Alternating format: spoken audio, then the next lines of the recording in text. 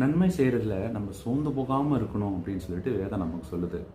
Galatians 6, 9, 10 இந்த 2 வசனங்களை நம்ம வாசித்தோம் அப்படின்னா, நன்மை செய்கிறதுல நம்ம சோர்ந்து போகாமல் இருக்கணும் அப்படின்னு சொல்லிட்டு நமக்கு வருது. தளர்ந்து போகாது இருந்தால் ஏற்ற காலத்தில் நாம் மறுப்போம் அப்படின்னு இந்த வசனம் நமக்கு வருது. நன்மை செய்து ஒரு வேளை நம்ம சோர்ந்து போயிட்டோமா, நம்ம நன்மை செய்யும் போது அதுக்கு திரும்பி நமக்கு பதிலாக கெட்டது தான் வருது அப்படின்னு நம்ம நினைக்கிறோமா, நம்ம நன்மை ஏன்டா செஞ்சோம் அப்படின்னு நம்ம யோசிக்க வைக்கிற மாதிரி நமக்கு நிறைய விஷயங்கள் நமக்கு நடக்குது அப்படின்னு நம்ம நினச்சிட்டு இருக்கோமா?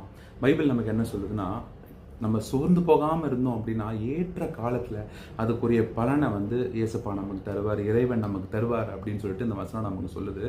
சரி, நான் நன்மை செய்கிறேன், அந்த நன்மைக்கு ஏற்ற பலன் எனக்கு வரல, நான் வெயிட் பண்ணிட்டு இருக்கேன். தளர்ந்து போகாமல் இருந்தேன்னா எனக்கு என்ன கிடைக்கும்னா, எனக்கு அதோட பலன் கிடைக்கும் அப்படின்னு நம்ம பார்க்குறோம். இந்த வெயிட் பண்ணிட்டு இருக்க டைமில், நன்மை செஞ்சுட்டு வெயிட் பண்ணுற டைமில் நான் என்ன பண்ணுறது அப்படின்னு நம்ம கேட்டோம் அப்படின்னா, நம்ம எபிரேயர் 12வது அதிகாரம் 3வது வசனம் நம்ம வாசித்தோம் அப்படின்னா, அவரையே நினைத்து கொள்ளுங்கள், அவரையே நினைத்து கொள்ளுங்கள். நம்ம இயேசப்பா மேலே நம்மளோட கண்களை we have to focus on Jesus. அவர் தான் நமக்கு எக்ஸாம்பிள்.